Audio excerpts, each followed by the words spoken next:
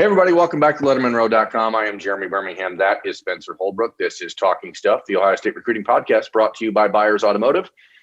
Spencer, welcome to what used to be one of the most anticipated days of the year for me personally, the day before signing day in February. And now this day is kind of meaningless, especially the way Ohio State recruits. Berm, there was a time where I used to fake sick at home so I could watch ESPNU all-day coverage of National Signing Day on the couch. And now I kind of forgot National Signing Day was tomorrow, to tell you the truth. Yeah, obviously the early signing period has changed things in a way that Ohio State, like I said, I mean, obviously we cover Ohio State here. Other schools around the country may have a little bit different feel for this and how it's going for them, I guess. But there are schools that are counting on big things happening for them on Wednesday, but Ohio State really is waiting on one announcement, and that's the decision from Raesjon Davis, the linebacker from Mater Dei out there in Santa Ana, California. Spencer, it's been back and forth with Raesjon in these last couple of weeks between Ohio State, USC, with Oregon and LSU, and even Vanderbilt on the peripheral of that because of their hiring of Clark Lee from Notre Dame. But, as you sit back and look at it now, it's what we talked about a week ago. I said essentially that after a few days of getting back from Columbus, things would start to neutralize out and that post-visit high would slow down. And, there was not a rush of crystal balls put in for Raesjon Davis like I thought might happen. But I think that's because people understand how these things work this time of year, especially for these kids that have been long-time leans to one program. There's a couple like recruiting adages in play here. One, someone always has to be a runner-up. Two, comfort in relationships doesn't ever stop being the most important thing.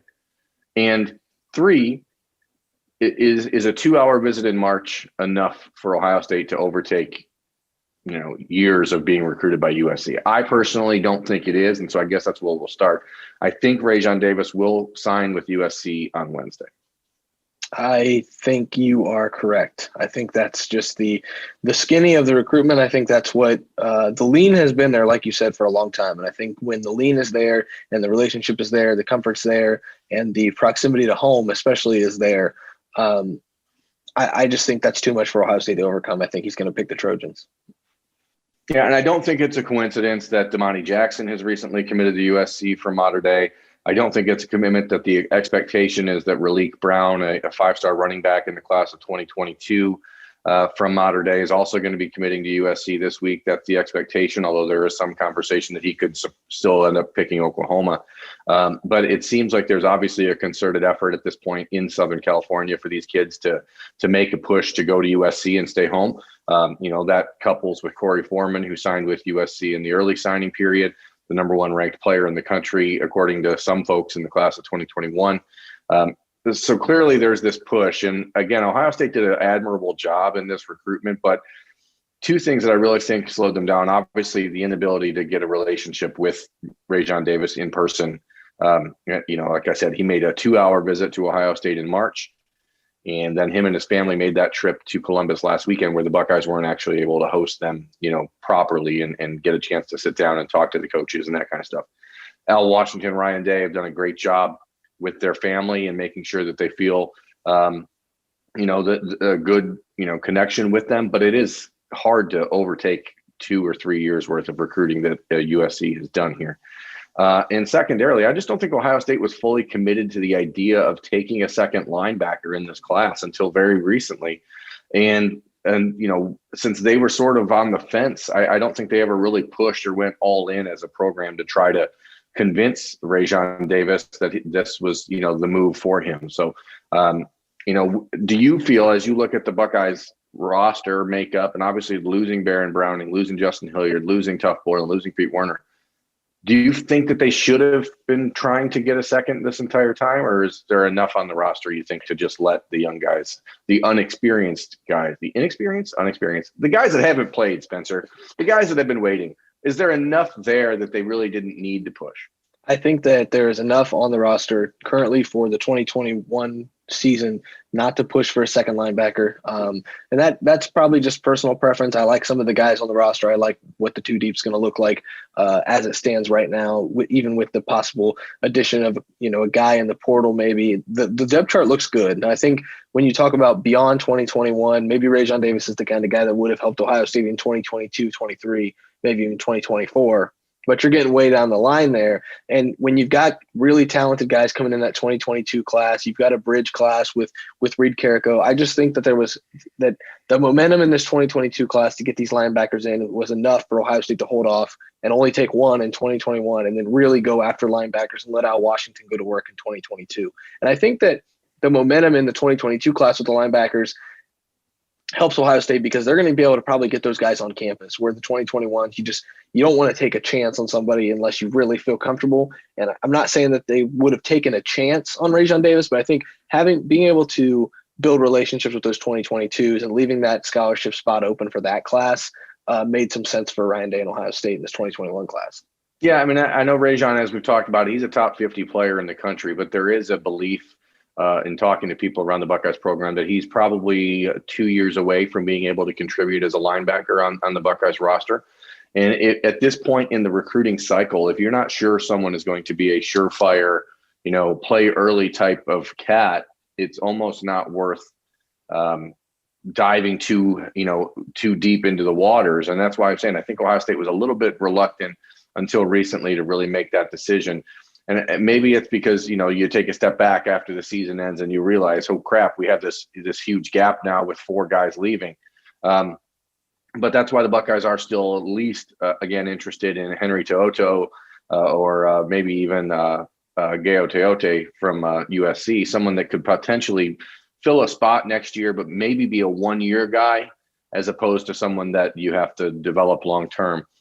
If they still end up taking a linebacker, I think that's probably where it ends up, because I think, as I said, Raesjon Davis will end up at USC on Wednesday. And, if that does happen, then there's not anything else Ohio State's waiting for on signing day. There is no belief that JT Tuimoloau or Tuimoloau, I want so badly to pronounce it correctly, but I've said Tuimoloau so many times in my head that to me, I feel like that's the right way to say it, but I guess it's not. But I'm trying, Spencer. I'm trying so hard.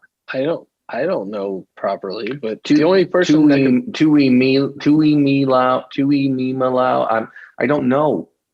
The only person that could properly tell us doesn't talk to us. So yeah, so it's JTT. There's no expectation that he's going to sign on NSD. So that is pretty much where things go for Ohio State in these next 24 hours.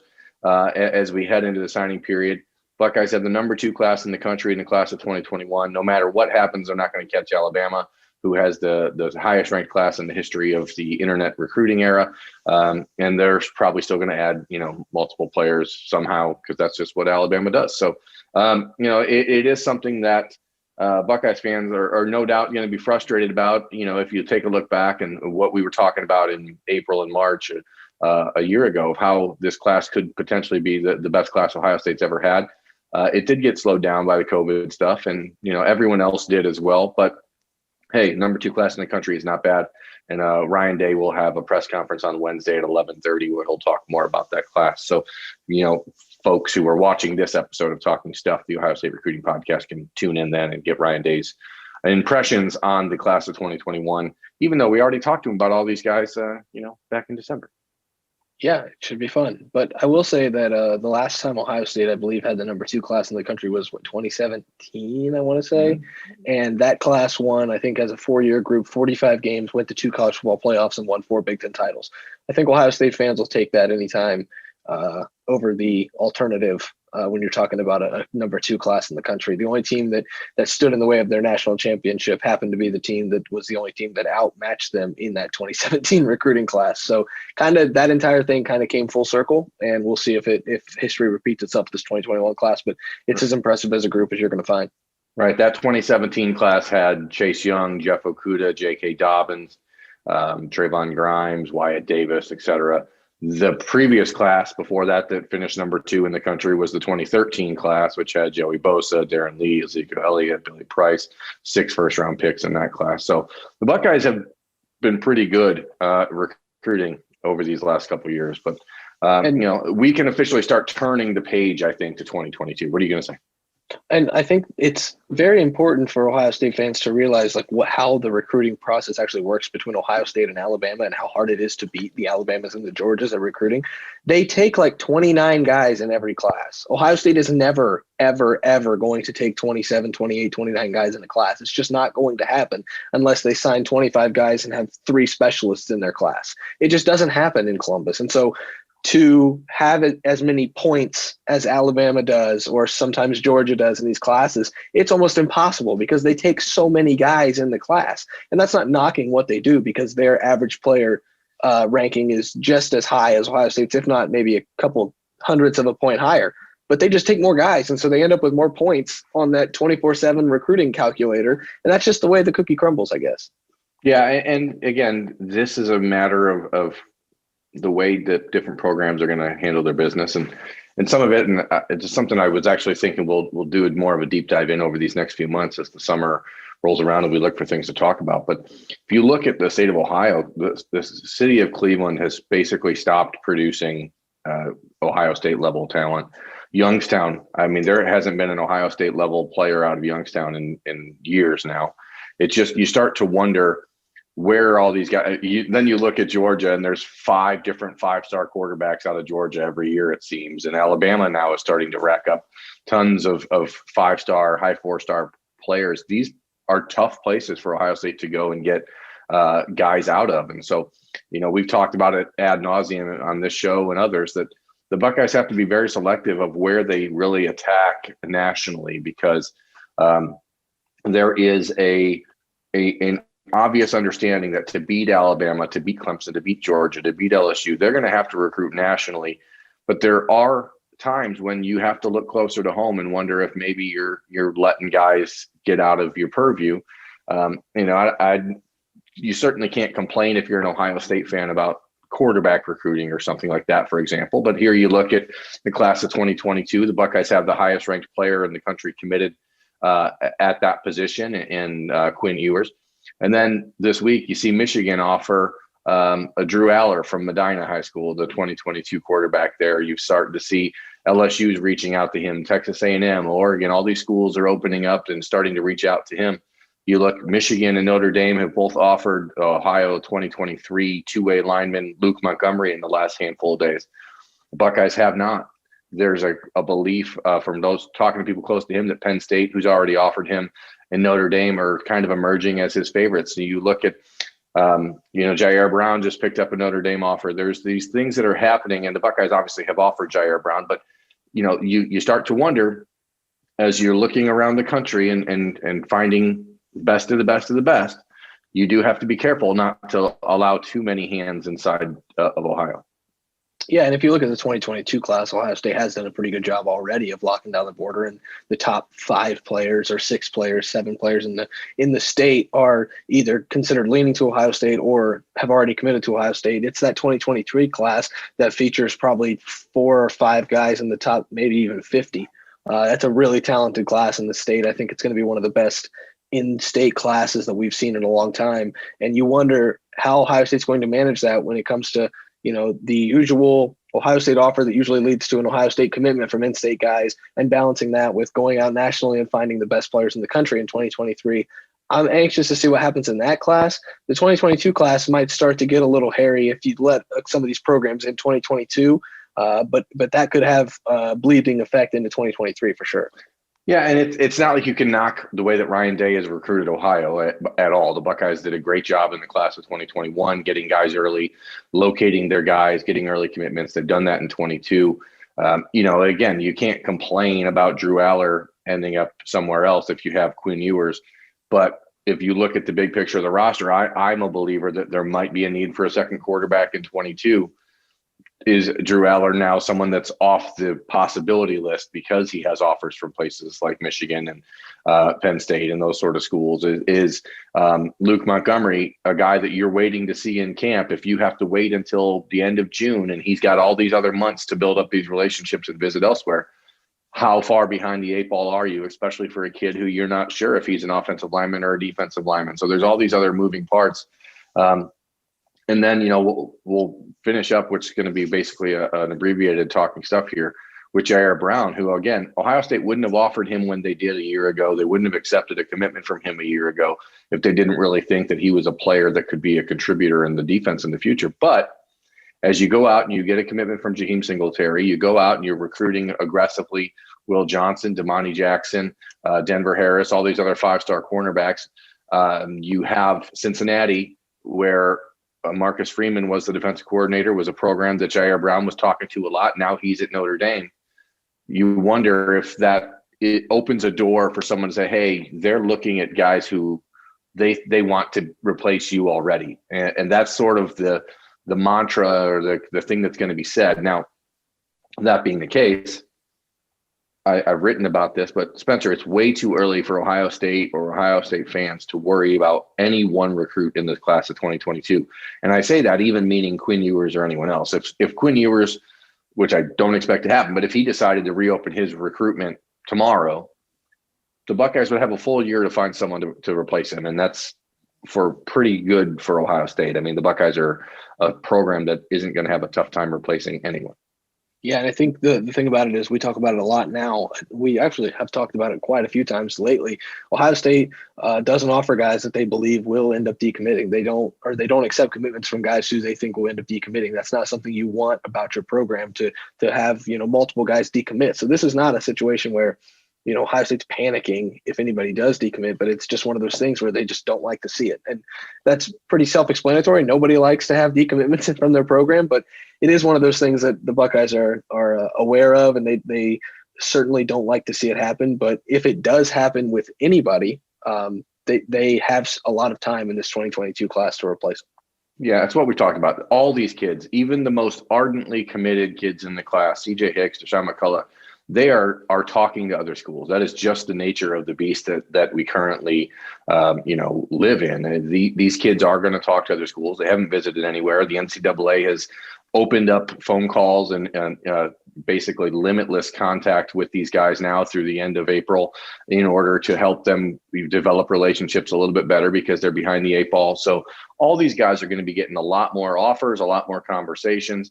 And don't be surprised if when visits are allowed, you see Jair Brown go visit somewhere else. The kid's from, Ohio originally, but spent his whole life in Louisiana. It's a different world down there and the way that the game is played. But understand Ohio State is going to keep building their relationship with Jair. They want him in the class. And then you see how the cookie crumbles from here. But for Buckeyes fans that are worried about it and asking, and I've got a few of those questions on Twitter recently, like, what's up with Jair Brown? What's up with Jair Brown? What's up with Jair Brown is what's up with every single recruit in the country right now. They're trying to figure out how to navigate this incredibly weird time on the recruiting trail. He's committed to Ohio State. He's got a teammate at Tegra Tishabola who's committed to Ohio State. He's good friends with C.J. Hicks, lives down the road from him. These guys are all working together. They're all talking together. But no one player at this point is going to cause Ohio State to panic because there's just so many unknowns and so many variables. There are literally thousands of high school students and prospects around the country that nobody's had a chance to see in the class of 2022. And the Buckeyes are really, really hoping that they can get an opportunity to evaluate kids in person on campus coming this summer before they can make really informed decisions about anyone in this class. Yeah, and I think the other thing to remember is Jair Brown is actively, helping Ohio State recruit right now. So it's not like he's very on the fence or very, on the outside looking in right now. He's actively trying to help the Ohio State class become the best class ever, which is that 2022 class's goal. He wouldn't be doing that if he was, going to decommit anytime, very soon. So I just think that's one more thing to keep in mind when it comes to his recruitment. Yeah, I mean, I don't want to compare it to anything else, but if you look at like Devontae Smith's situation from a year ago when Devontae committed to Ohio State and then maybe didn't feel enough of the love coming from the Buckeyes staff, because when Ohio State has a commitment from a kid inside the state of Ohio, the expectation is not that you have to spend a ton of time recruiting that kid. What you're doing at that point then is building relationships, and you're hoping that that kid is committed to your school because he wants to be, and you shouldn't need to expend too much recruiting energy trying to show love to kids who are already committed, because the love for kids who are already committed that early is the offer and the accepting of the commitment. So sometimes it's just about perspective and where they're getting their information and who's in their ear. And Sometimes it's just about people who really enjoy the process and are looking forward to getting a chance to living out an experiment and an experience that they've dreamt of for the last handful of years. So we'll cut it off here, Spencer. We'll get back with another episode of Talking Stuff, the Ohio State Recruiting Podcast, brought to you by Lettermen Row and Byers Automotive later this week. And we'll start to really deep dive into the class of 2022. But for now, we expect Raesjon Davis will sign with USC on Wednesday. That will pretty much bring the Ohio State 21 class to its conclusion, except for the continued pursuit of JT Tuimoloau, JTT, however you want me to say it. So that's Spencer Holbrook. I'm Jeremy Birmingham. This has been Talking Stuff. Thanks for watching, everyone. We'll be back next week or later this week. Who knows when. Thanks.